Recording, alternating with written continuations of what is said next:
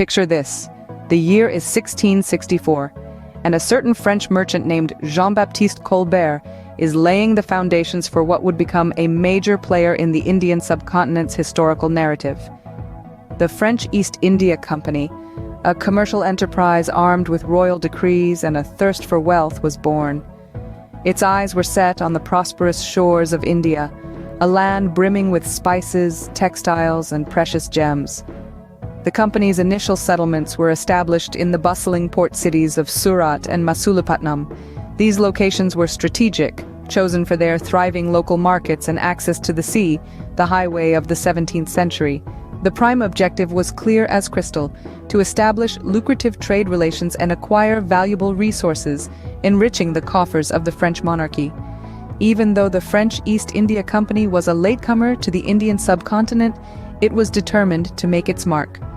Fast forward to the 18th century, a time of territorial expansion and conflict for the French in India. The French began to establish colonies in various parts of the Indian subcontinent.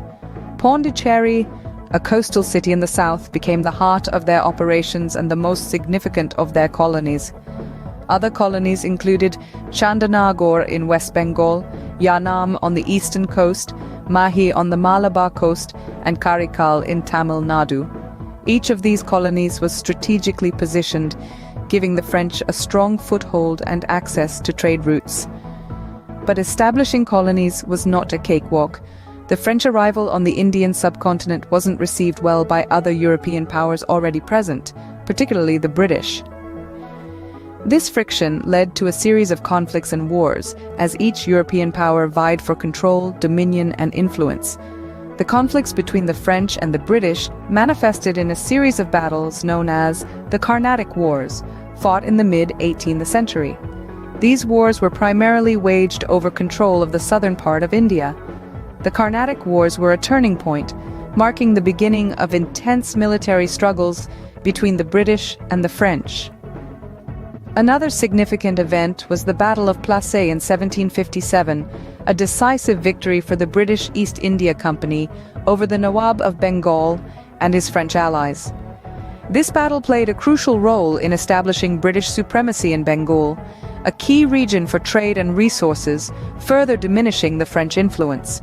These conflicts were not just about territorial control. They were a power play, a struggle for supremacy, an assertion of dominance. They were about who would dictate the rules of trade, control the resources, and influence the people. Despite their best efforts, the French couldn't hold their ground against the British, marking a turning point in their Indian saga. This wasn't the end of the French in India, but it was the beginning of a new chapter, one that would see their influence wane as the British consolidated their power. The 19th century saw the French influence in India wane, but their legacy is still visible today. As the pages of history turn, we find the Treaty of Paris signed in 1814, marking the end of French territorial ambitions in India. The accords of this treaty ultimately led to the cession of French territories to the British, signifying the decline of French power on the Indian subcontinent. But the story doesn't end there. Though the French reign was on the wane, it was far from forgotten. The echoes of French influence resonated through the following centuries, leaving a lasting imprint on India's cultural tapestry. Take, for example, the charming city of Pondicherry.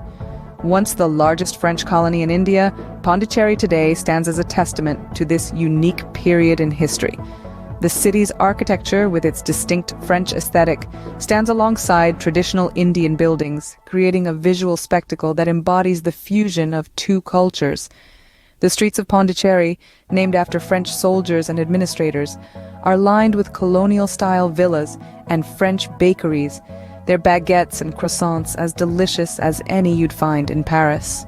The city's French Quarter, with its tree-lined boulevards and mustard-yellow colonial villas, exudes an unmistakable Gallic charm. But it's not just the physical landscape that bears the mark of French influence. The French language still thrives in some pockets of India. In regions like Pondicherry, and even in some schools across the country, French is taught as a second language, a practice stemming from the French colonial era.